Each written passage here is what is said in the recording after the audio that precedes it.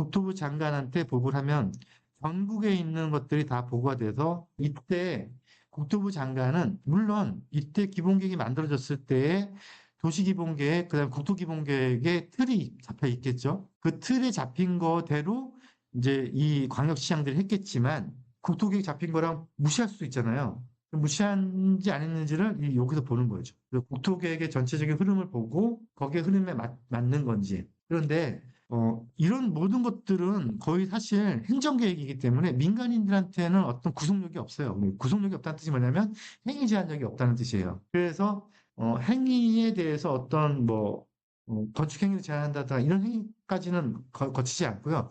그냥 계획 단계에 머무르게 돼요. 이렇게 되고 나서 이제 도시 시민을 거치면은 이제 우리가 매년 이제 보통 2003년도에 도정법이 만들어졌으니까 2004년도가 각자 기본계획이 만들어졌거든요. 그래서 보통 우리가 이제 뭐 2025, 2035 뭐 이제 이런 것들 도시계획 같은 거 보면은 10년 단위로 보통 발표하잖아요. 그게 보통 그게 왜 5단위로 가냐면 관련된 법령들이 다 2023년, 24년에 많이 개정이 됐어요. 2003년, 2004년에.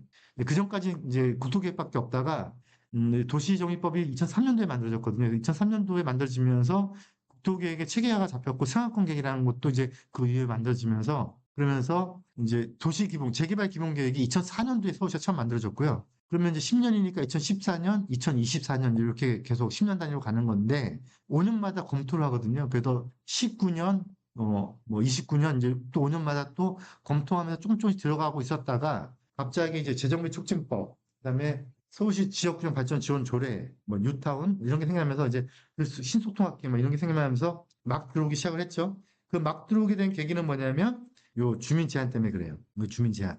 요 주민 제한에 대해서는 나중에 한번 더 설명드릴 기회가 있을 건데 그 원래 신속통합계획이란 말은 오세훈 씨가 했지만 그 뼈대는 박원순 씨가 만들었는데 박원순 씨가 그 뼈대를 만들 때 그 패스트 트랙을 만들었어요. 빨리 갈 수 있는 거예요. 근데 공공 주도형으로 만들었거든요. 근데 이거를 이제 오세훈 씨가 오면서 그대로 그 맥락을 그대로 가면서 공공 지원형으로 바꿨죠. 바꾼 이유는 뭐냐면 공공이 빠지고 민간이 해야 돼 공공은 이제 지원하는 형태로 간 건데 이제 그때 만들어진 게 이 주민 제한의 내용이에요. 그래서 우리가 알고 있는 지금 막 신속통합, 모아타운 막 이런 게 어떻게 보면 이제 이런 맥락으로 가고 있는 거죠. 그래서 이제 제한은 행위 주체가 이제 갑자기 그동안 계속 관에서 오고 있던 것들이 갑자기 토지소 소유자로 딱 온 거예요.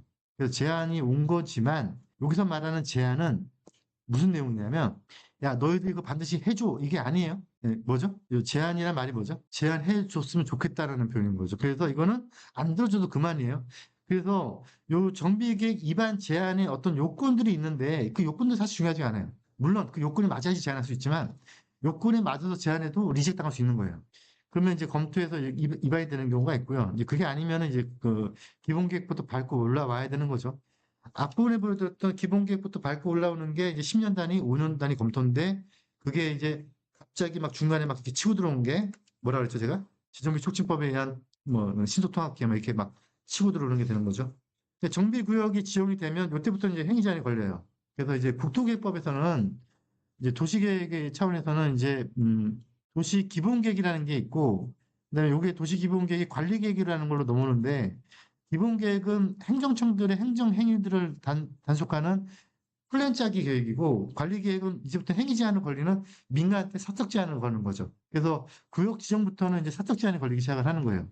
그래서 여기서부터는 이제 관리계획으로 넘어가는 거죠. 그래서 구역 지정은 도시기본계획의 관리계획으로 들어가는 거고요. 여기서부터는 이제 뭐 재개발을 기본계획에 하였으면 좋겠다는 희망사항이었다면 정비구역부터는 이제 해라라고 하는 이제 강제상으로 들어가게 되는 거죠. 이제 그러면 이제 정비구역이 되면 또 이것도 이제 도시계획 시민을 열리고 뭐 이렇게 쭉쭉쭉 가게 되는 거예요.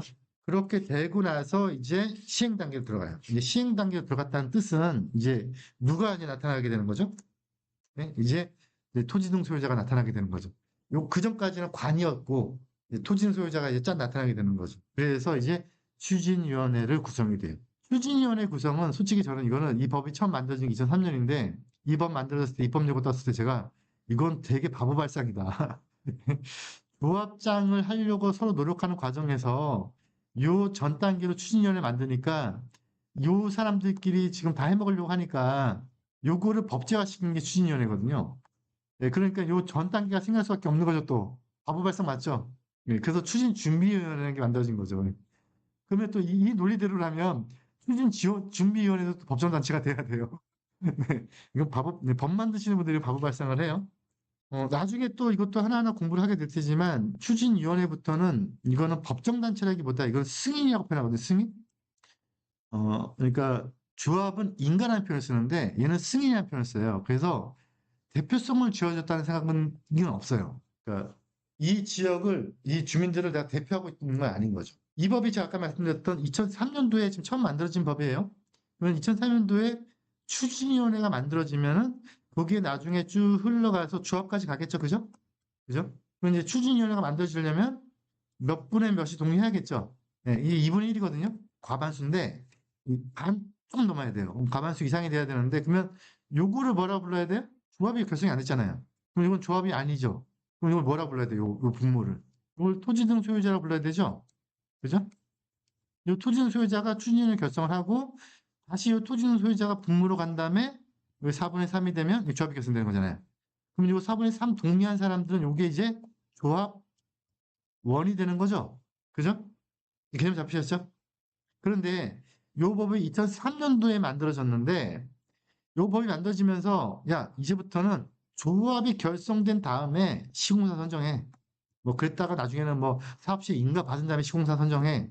그러면 시공사 선정하는 선정 주체가 조합인 거죠. 조합은 법인격이 있잖아요. 법인격이.